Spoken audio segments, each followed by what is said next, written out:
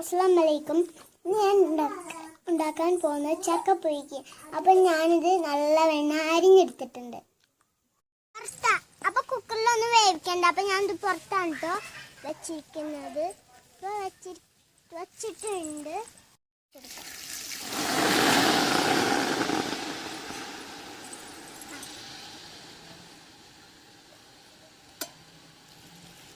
അപ്പം നമ്മൾ ഇത് 3 ഗ്ലാസ് വെള്ളം ഒഴിച്ചെടുത്തിട്ടുണ്ട്. ടീസ്പൂൺ ഉപ്പ്. ഇനി നമുക്ക് ഒരു ടീസ്പൂൺ മഞ്ഞപ്പൊടി വെള്ളം ഒഴിച്ച് കൊടുക്കാം. നമ്മളുടെ ചക്കപ്പുഴുക്ക വെന്തെടുത്തിട്ടുണ്ട്. അപ്പം നമുക്ക് ഇതിലേക്ക് തേങ്ങ അരച്ചത് ഇടണം. ചക്കപ്പുഴുക്ക ഒന്ന് കുത്തിക്കൊടുക്കണം.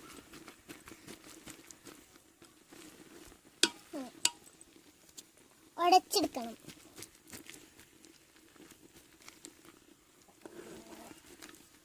നമ്മളുടെ ചക്കപ്പുഴുക്കക്ക് ആവശ്യം വേണ്ടത് കറിവേപ്പില, 4 വെളുത്തുള്ളി, പിന്നെ ചെറുള്ളി, ജീരകം, കുരുമുളക്, കാന്താരിമുളക്, തേങ്ങ. അപ്പം നമുക്കിത് മിക്സ് ചെയ്തെടുക്കണം. ഇതിൽ അരച്ചെടുക്കാം. ഇട്ട് വച്ചിട്ടുണ്ട്. അപ്പം നമുക്കിത് അരച്ചെടുക്കാം. ആദ്യം നമ്മൾക്ക് വെള്ളം ഒഴിക്കണം. വെള്ളം ഒഴിച്ച് നമുക്കിത് നല്ലവണ്ണം അരിച്ചെടുത്തിട്ടുണ്ട്. ഇനി നമ്മൾക്കിത് പ്ലേറ്റിലേക്ക് ഇടണം. ഇതാണ്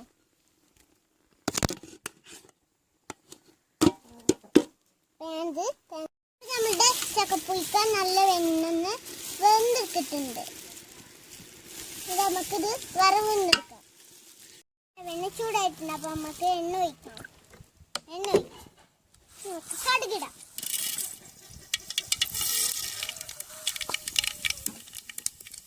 അപ്പം നമുക്ക് കറിവേപ്പില ഇട്ട് കൊടുക്കാം.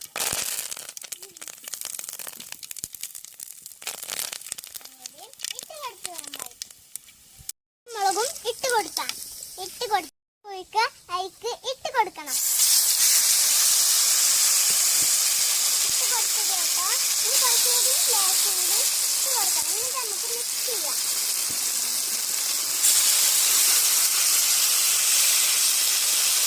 വെന്തെടുത്തിട്ടുണ്ട്. അപ്പൊ നമുക്ക് ഈ വാഴൻ്റെ ഇല ഒന്ന് 10 മിനിറ്റ് അടിച്ചു വെക്കണം. ഒന്ന് ഇതായിട്ടുണ്ട്. നമുക്ക് ഇത് തുറന്ന് നോക്കാം. അപ്പൊ ഇതൊന്ന് നമുക്ക് വാഴൻ്റെ ഇലയിലേക്കൊന്ന് ഇട്ട് കൊടുക്കാം.